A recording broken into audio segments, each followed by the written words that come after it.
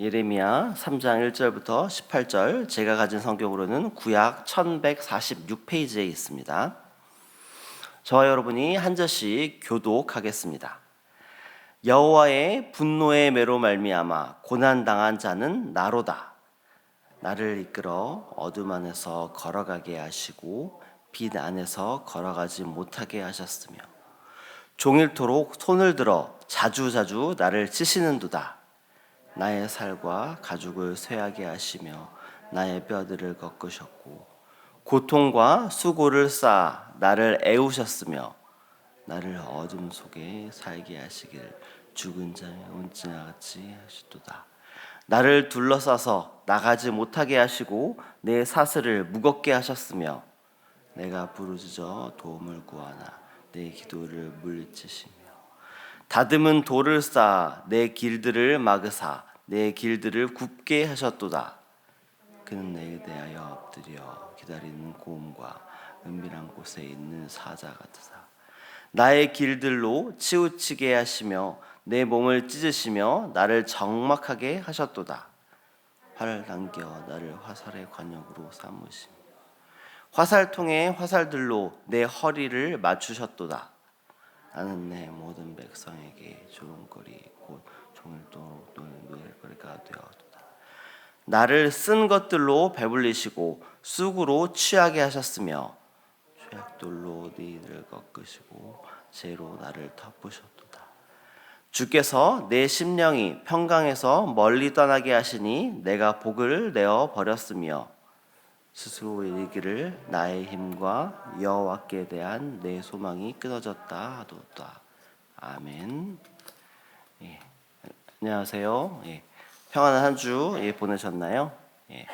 우리가 함께 기도했듯이 6월 29일에는 우리 청년과 사역자 총 22명이 몽골 단기 선교를 가게 됩니다. 특별히 우리가 또 한 주간 선교 주간으로 보냈고 오늘 또 선교 바자회의 시간을 우리가 갖게 되는데요. 이 시간을 통하여서 우리가 그 몽골 땅, 어떻게 보면 우리가 단 한 번도 가본 적이 없을 수 있고 또 한 번도 만난 적이 없는 사람들을 향해서 우리의 뜻과 마음을 집중하고자 합니다. 또 그 땅에 예수 그리스도의 사랑이 전해지고 복음을 한 번도 들어보지 못한 사람들이 또 우리 단기 선교 팀을 통하여 복음을 듣게 되고 또 예수님을 알게 되고 또 예수님의 사랑, 우리가 이미 받은 그 사랑들을 그들이 경험하는 일들이 있도록 우리가 함께 관심을 가지고 또 기도하며 또 동참하는 오늘 또 바자회 시간이 되기를 소망합니다. 오늘 우리가 읽은 본문은 예레미야에 가서 3장 1절부터 18절까지의 말씀이었습니다. 하나님께서는 유다 백성이 범죄한 결과로 그들을 바벨론을 통해서 심판하셨습니다. 그러나 단 한 사람 예레미야 선지자만은 범죄한 이스라엘 백성들 가운데서 하나님을 따랐고 또 하나님 앞에서 의로운 삶을 살아갔습니다.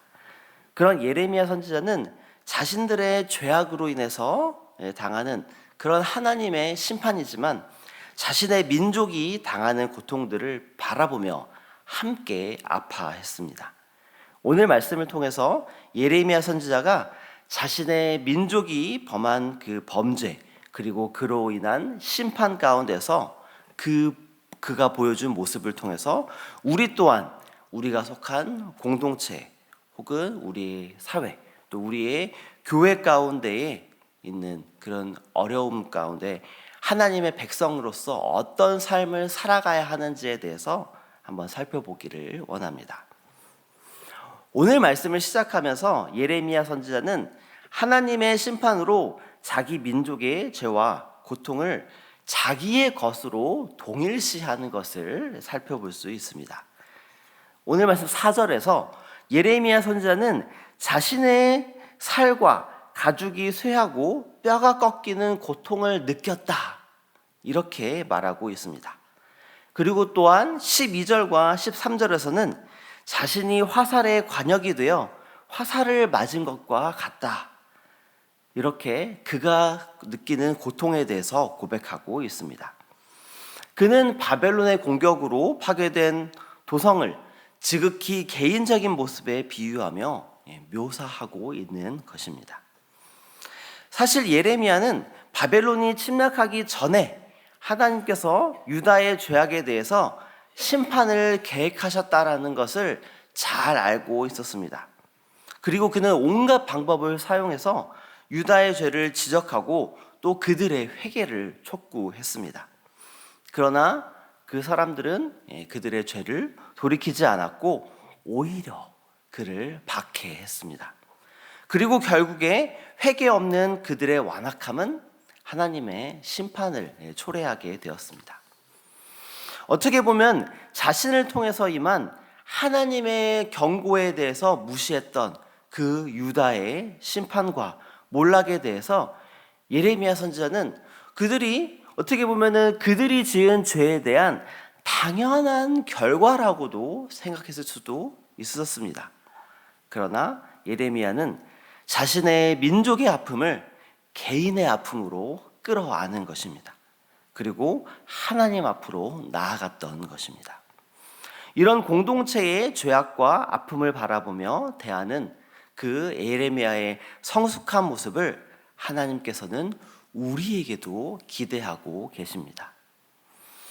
최근 우리가 한국 교회를 바라볼 때에 많은 문제점들이 드러나고 있습니다. 또 물질주의와 또 예수님의 삶과는 동떨어진 희생 없는 이기심으로 많은 사회적인 질타를 받고 있는 것도 사실입니다. 이럴 때에 우리는 때때로 우리와 상관없는 일이라고 한국교회의 잘못을 내 자신의 잘못과 분리해서 생각할 때가 있습니다. 그리고 그 잘못들을 교회 안에 있는 몇몇 사람들의 문제라고 판단하고 나와는 분리시킨 채 동조해서 또 그들을 비난하기도 합니다. 그러나 분명한 것은 아무 죄가 없으신 예수님께서는 죄로 인해 가득한 우리 모두를 위해 십자가를 지었다라는 것입니다.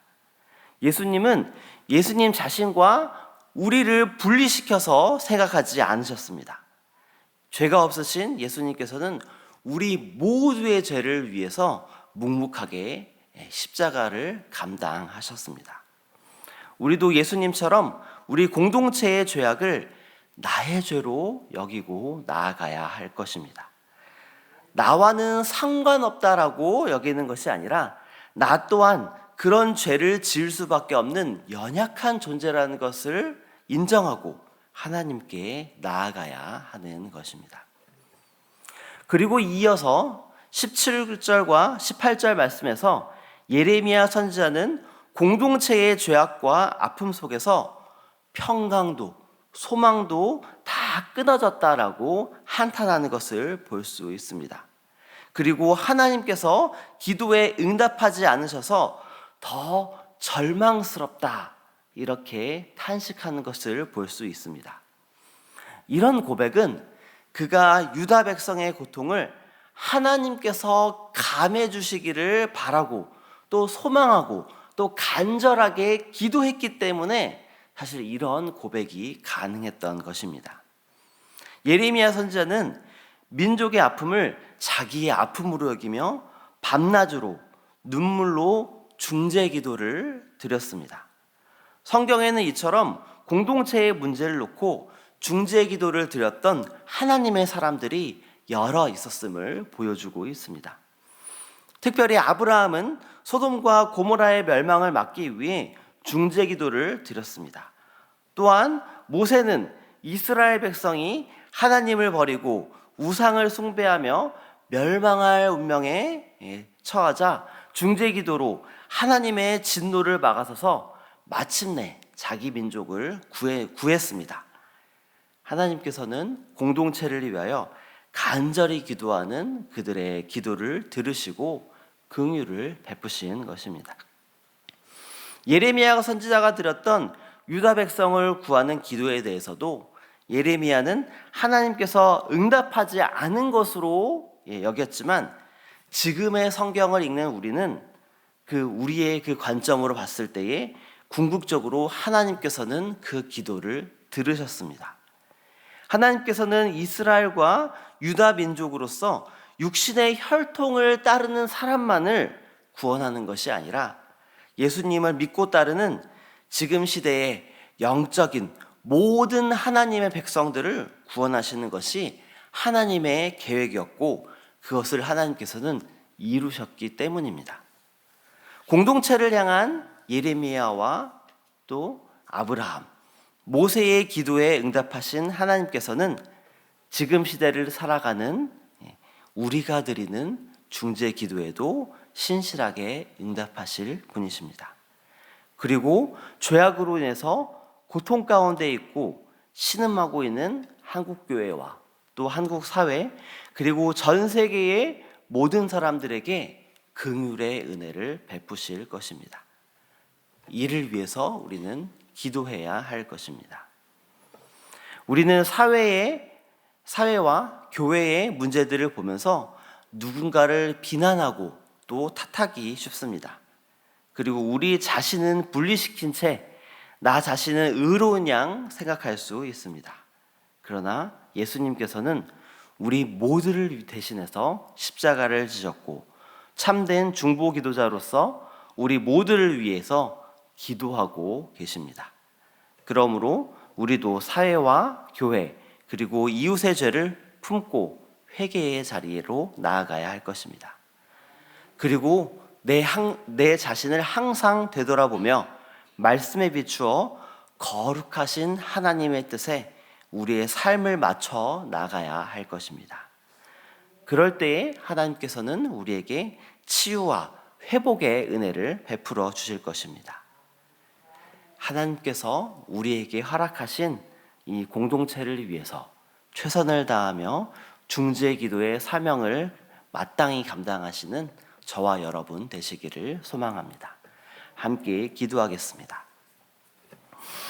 하나님 아버지, 오늘 말씀을 통해서 유다 백성의 죄악으로 말미암아서 그들이 심판을 받게 되었지만 예레미야 선지자는 자신 백성들의 그 모든 죄악을 자신의 죄악이라 여기고 그들을 위해서 중보 기도하며 나아가는 모습을 바라봤습니다. 우리가 속해 있는 한국 사회와 한국 교회 또 전 세계 모두 다 죄악 가운데에 속해져 있음을 우리가 바라봅니다. 하지만 그 죄악 가운데에서 나를 분리시켜 나를 의로운 사람으로 바라보는 것이 아니라 우리 공동체의 죄악이 바로 나의 죄악이며 이것이 하나님께서 해결해 주시며 하나님께서 용서해 주시기를 우리가 바라며 중재 기도의 자리로 나아가는 새순의 성도들 되도록 인도하여 주시옵소서. 우리가 기도할 때에 참된 중보자 되신 예수 그리스도께서 우리의 죄를 용서해 주시고 우리를 깨끗게 하시며 우리의 삶 가운데에서 하나님의 영광을 드러낼 것들을 바라보며 우리가 나아가도록 인도하여 주시옵소서. 감사합니다. 예수 그리스도 이름으로 기도합니다. 아멘.